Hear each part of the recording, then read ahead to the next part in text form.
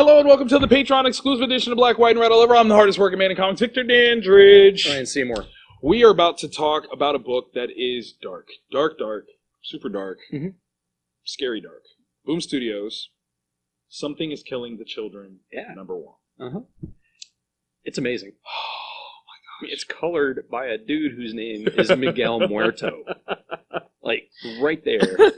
That lets you know. Top tier.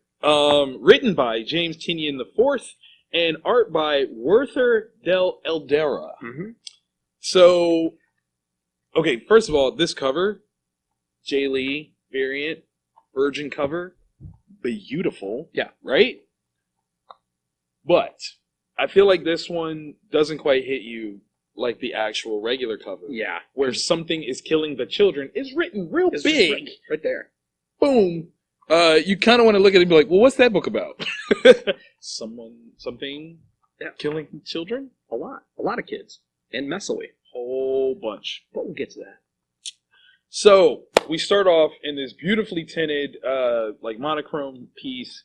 Young boys, specifically, clearly at a sleepover. And the game at hand is Truth or Dare. And that always ends well. Like, why does this game still exist? Right? I've never heard of a Truth or Dare game that has gone well. Right. Ever. It doesn't happen. Not at all. And this one, especially so. Right. So, this young guy picks Truth. And, of course, you know, there's one detractor that wants to be like, boo! I want dares. Yeah. So, the question is, what's the most scared you've ever been? Which, on the surface, seems like a stupid question. Right? Like, if you were with your therapist... Maybe you can get into some deep things. Yeah, but with, like, you're a bunch of, like, teenage kids. When I was looking at your mom in the shower, like, that's the answer. Yeah. That actually should have been the answer. That should have been. Totally different book. Yeah, like... It's just the monster just out in the woods being hungry, like... Come on. Man, come outside, guys. Nah, I'm looking at his mom. What I love is the notion of, like, when the kids is like, is that the best you could come up with? Yeah. And he's like, dude, he's like, I had to run around the house naked. He's like, you chose Dare. Right. Like, you're the one who set yourself up for this. Yeah. You control your fate. You really do. So, man. So what we find out about Dear James, who is revealing his truth, is that James actually has some wild dreams. Yeah. We don't know why that's the case. It does. Like Cyclops. Yeah. Not like Cyclops from X-Men, but like one-eyed. Yeah. Or, you know, run in a circle kind of thing. E.T. might show up. So he's like, no, it's neither of those. This wasn't a dream at all. Yeah. Like, he's like, my dad was at some soccer thing with my sister, and I was alone in the house. And I heard this noise coming out of the ravine, like this big moan. Pause. Ravine. Near your house? Nope. No. No way. Yeah. There's no way. I'm afraid of heights, as is. Yeah. But when you say ravine and then there's moaning, definitely not doing it. It seems like a bad call. Yeah, 100%. But this kid James, genius. Okay. Now the fact that his name is James and the writer's name is James, I have to ask some questions. I'm thinking. Yeah. I'm just saying. He's a genius though. He says, I turned out the lights in the TV room, in this room right here. I just wanted to see what was out there, so I looked out that window. Do you know that I have actually done that? Like, if I think that I hear something crazy outside and I'm like watching TV, I'll turn it off just to make sure that it's super dark. Yeah. So when I look out the window, Level that playing field. right? Yeah. Like, you don't know that I'm looking because you can't see me, I can't see you. Yeah. I do that. So I felt like a connection. Like immediately, I was like, oh, me and this kid are one.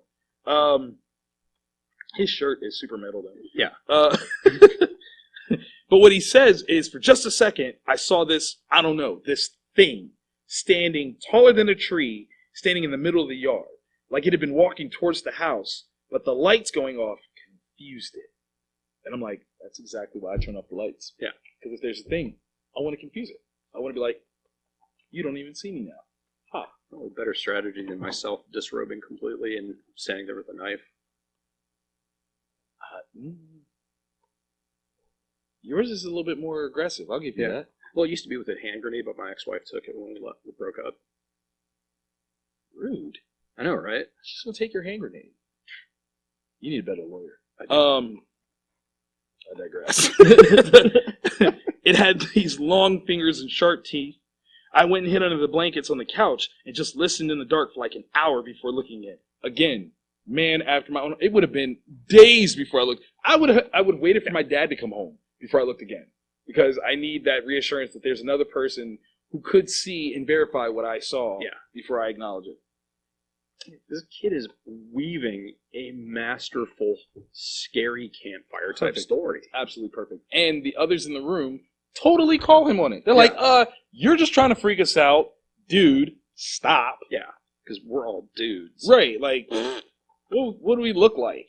And so he's like, dude, where's this thing even live? He's like, down in a ravine, obviously. Hello. Yeah, we've covered this. Right. And he's like, whatever, man. Like, you're just making this stuff up. He's like, word? Truth or dare, dog? And I'm like, way to flip the tables! Yeah. Flip them! Flash forward. This was a mistake. Yeah. This young man is now in an interrogation room with the police, Mm-hmm. blood-covered shirt, Yeah. being asked questions, Yeah. hardcore. He was like, look, it wasn't real. I didn't see a thing in my yard. My sister didn't have soccer this time of year. They liked when I told them my nightmares. I liked them. They liked them.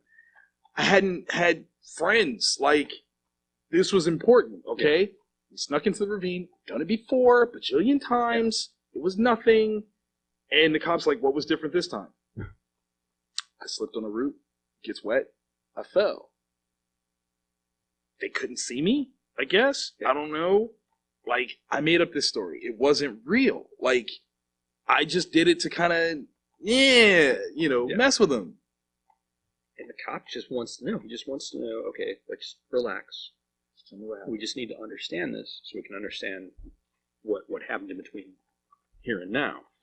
And we have to pause. Yes. Sorry. It's a 2-page spread letting you further know something is killing the children. Yeah. I'm so mad I didn't order like 100 copies of this. Dude, yeah. I really am. It happens. 2 weeks later, we bound forward. There's a young girl who has been through something. I don't think she has legs below the knees anymore. She's missing an arm. Yeah, and the eye patch. Yeah, like her left eye is gone, and she's waiting in a red Flyer wagon. Right. She's waiting on the side of the road by like a little forest. Yeah. And there's ain't no Disney forest. Yeah, no. This is lovely, dark and deep woods. And out walks this teenage girl wielding 2 blades, machete style, a awesome like mask, and the innards of something, coated in the blood of the fallen. Yeah. She drops the blades down, goes to a backpack, pulls out some water, flounces down, and starts to chug to hydrate to save her own life. It's incredible. And the whole time this girl is like just watching. Yeah, that one eye. If she's keeping her eye on her. Like hardcore. Yeah. Like that's what she said she would keep an eye on the bag. Now she's keeping an eye on the girl. Like there's a part of me that part of me wants to know the backstory to this other kid. Right. But at the same time, I don't want to know. Nah, this kid got messed up, man. I mean, like, you can see, like, the scratch marks on her face. Like, it's terrible. The little girl that's been mauled is like, is it over? And the other girl's like, yeah. She says, good. Like, she thought about it. Yeah. Like, her knee-jerk reaction was like, good, I'm glad. And then she's like, this is real, though. Like, this actually happened. I didn't make this up. I didn't fictionalize, rationalize anything. What happened to me happened to me. There was something that did this. Right. Ugh. Yeah. What a crazy, like, bit of dialogue. So then the teenage girl's phone starts to buzz, and the cuteness of that panel is adorable. The blonde girl says a bad word. Yeah. The mauled child is like, that's a bad word. And then, I know it's a fucking bad word. You're like, so, clearly, none given. Don't even. She answers the phone begrudgingly and is like, yeah, it's done. Okay. 16 hours, I think. Depends on bus schedules. And if I can get a shower. Because she looks like she murdered something. Because she did. Yeah. And, checks with the little girl's like, hey, can I use your shower? Little girl goes, my mom's not going to be home for an hour. So Yeah, call it good. Teenager basically accepts this other job and is like, yeah, 16 hours, I'm there. And the little girl asks, there are more of them, aren't there?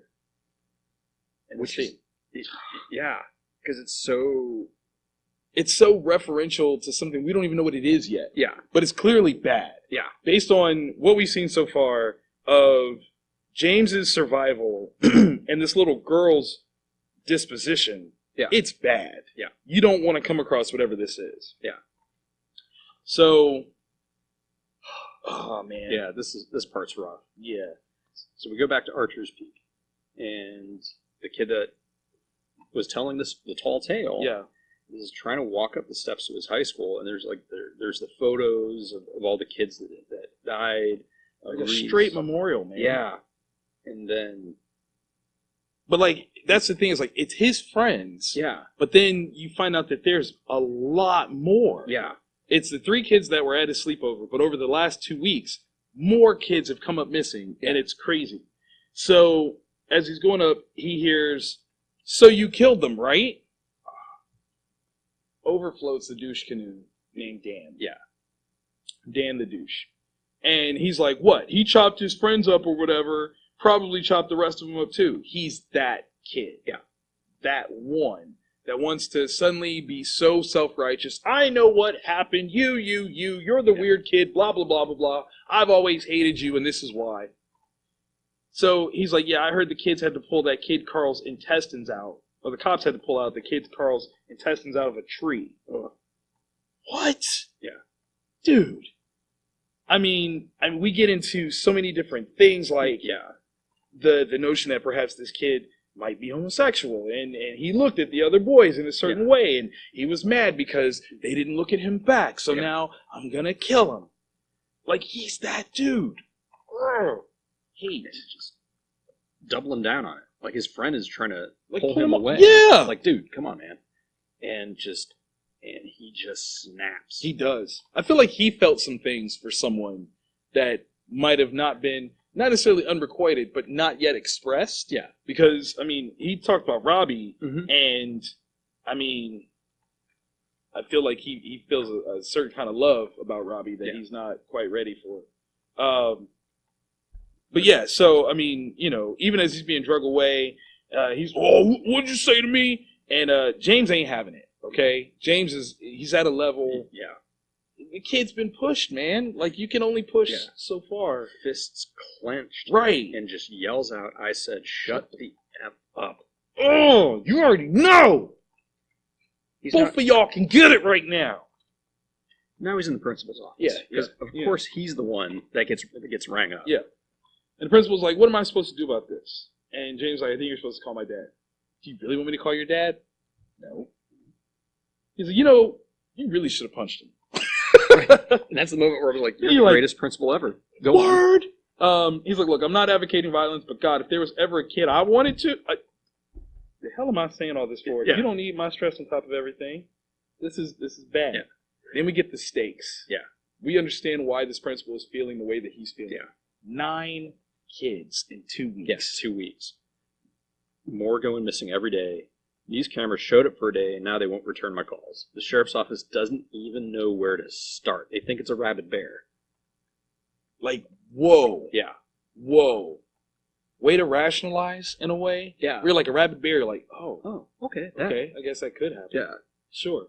And again, like, you see, like, this principal is trying. He's like, look, you're at the heart of this, and it sucks, and I'm sorry. Like, do you want to just go home for the day? Like, what's up? And he's like, nah, like, they're watching movies, dude. And, you know, I like movies. Yeah. I prefer to go to English class for movies. Right. And he's like, well, you know, I hope, like, are you okay? Yeah. And the kid's like, no. No, not at all. Yeah. And he's like, yeah, well, enjoy the movie. Like, that's all I can offer you. Yeah. Like, that's it. And that's real. Yeah. Like, that's freaking real. I get it.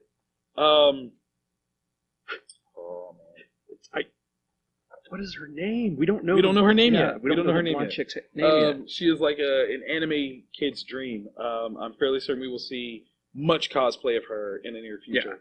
Yeah. But she arrives on that bus, and she's at Archer's Peak, and there's a lady that's like, hey, you know, you getting off? And she's like, yeah. And she's like, terrible about them children. Yeah, that woman looks like Skeletor's grandma. Man, she does. She looks gnarled on. Yeah, like I was half wondering if she was going to get stabbed with a machete. Something like, you're a monster. It's real. But she gets off this bus, and there is a section for missing kids. Oh my gosh, leaflets. It's and more it than is 9. covered. Yeah, Legit covered. it's like 9 rounded down. Yeah, like this- oh my god, like there's 9 in a row. Yeah. And there's at least 9 rows. Sheriff or maybe bus driver, I'm thinking sheriff. Yeah. Is like, one of them, and she's like, you could say that. Very cryptic. Yeah. Very kind of like, what do you mean? James is looking to go home. His dad's not there yet. Yeah. As always, it seems like his dad is really okay. His dad is working. Yeah. But then the sister. Yeah. Like, he's definitely gonna go pick her up from field hockey. Like, he's putting a little bit more care on her. Yeah. And based on the situation, that struck me as weird. Yeah. Does it mean that he somehow blames his son for something like that, right? Because I would think if my kid survives something nutty like this, nothing stops me. Yeah. From being for him first. Yeah, I'm sending an Uber or anything because like he's the one that was at ground zero Right. for when the killing started. Tell you like, hey, go to the field hockey spot and wait for your sister. Like, Yeah. don't be alone. Yeah. Something. But now he's not alone because this young lady, the teenage blondie, walks up on him and is like, hey, you're James, right? He's like, are you going to hurt me? Because I think it's actually a very valid question. Very valid question. She was like, probably not. He's like, cool. She's like, I need to ask you a few questions. You mind? He's like, are you from the police? I love this question. Do I look like I'm from the police? That's never... Whenever someone says that, know that they kill things. Yeah. I've never seen anyone that's like, are you the police? Do I look like I'm from the police? That person always kills people. Yeah, there's usually bodies involved. Absolutely. Never like, I'm a therapist that helps you through coloring books. Yeah, no. Yeah. Do I look like the police? But all she really wants is for him to describe what he saw. Yeah. And he's like, well, I told the cops everything. I only heard it. She's like, I get all that. I do. Yeah. Let's cut the BS. Tell me what you saw. Yeah. Like, let's get real. And he's like, all right. She's like, you heard them screaming. Then what? Yeah. Oh, okay. He's like, guys, where are you? Screaming at the top of his lungs. He's obviously fallen, trying to climb back up. Yeah. He first gets up to one friend, and he finds Noah. And Noah's like, James, crawling out of the dark. He's like, help. I can't feel my legs. And the reason is he's been ripped in half. In half. That's one of those major pains. I can't feel my legs. Bubba, they ain't there. Like, that's... Oh my God. Like, James is literally like holding his hand trying to pull him free when he realizes he's dead. Like, he doesn't know. He's moments away from dead. He doesn't know he's dead. Yeah. But when you're dragging around and your like intestines are hanging out like a slug tail, you're you're dead. done. You're done. You've already been infected. Like, Yeah. forget the blood loss. Like, you've died of immediate infection Yeah. because your insides, now your outsides. Ugh. And then we turn the page. Oh my in God. that first panel, Carl. Things didn't go well for Carl. At all, man. Ugh. Carl got ripped up. Yeah. Ripped up. Like, there's bone exposed. Bottom jaw missing, tongue hanging out. It's bad. It looks like a bite mark. Yeah, that definitely looks like a bite mark. Like, this is all terrible. James tries to run, slips in blood. I mean, splatters it all Just on his everywhere. face and mouth. Like, Tyler's human ketchup is all about the ground. it's so bad. Oh, and this is the part where he's like, Tyler's like, help me. Oh my Help God. me, James. And he's like so bad that like it's in shadows. Yeah, like, it's terrible. But like, when he says Heb, Yeah. like, that's supposed to be help. Yeah. That's what he can muster with his facial structure. Yeah. Things are missing, Ugh. clearly. It doesn't Ugh. look like he has any lips. Oh my God. And then we turn the page again. Tyler got ripped in half too. This thing that It likes ripping people in half. it's a pastime. It's like ripping paper. It's Yeah. comforting. It's like bubble wrap. Maybe humans are just bubble wrap to this thing, and we're not being considerate of its needs. Help me, Jim. When when we're done, you have to go stand in the corner for like 15 minutes. That is fair. You're in timeout. That is fair. That was terrible. So, after he's regaled this young lady with this horrifying tale, she's like, "Thank you," and he's like, "Yeah, class E7, Archer's Peak, Wisconsin. Yeah, I got it handled." Whoa! What? Like, There's a classification system, right? And you just feel like you just got this, like this thing, whatever this thing is, eaten 9 children, played with them to death. Yeah. Okay. And she's like James is like, you got to handle. What do you mean you got to handle? Yeah. Like, If there's a classification system, that means there is an organization. There is a structure. Yes, there is. Yes, there is. It also means that there are others of these things. Right? You've experienced this before. Ugh. Don't like it. So she's like, you've got a monster in those woods. That's why I'm here. I'm going to kill it. James, in the greatest moment of his life, is like, can I help? Like, because clearly, if he doesn't, Mhm. this thing has ruined him. Yeah. He's already ostracized by people in his school. Yeah.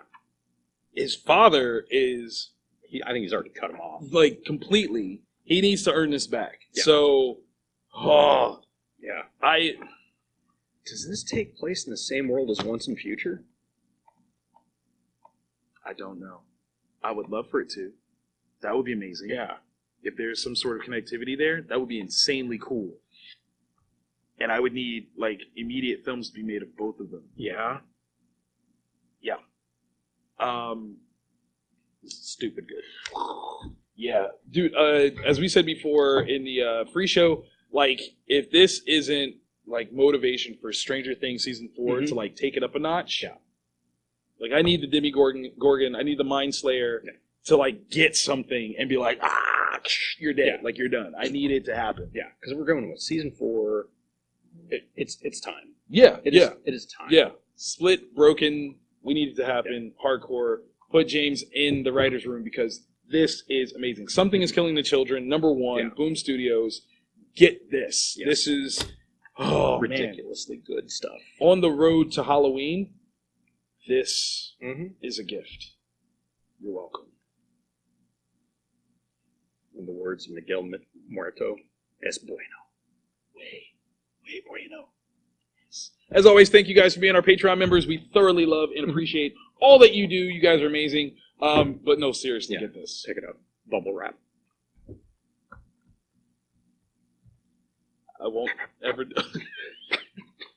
Corner, right now. You're in timeout.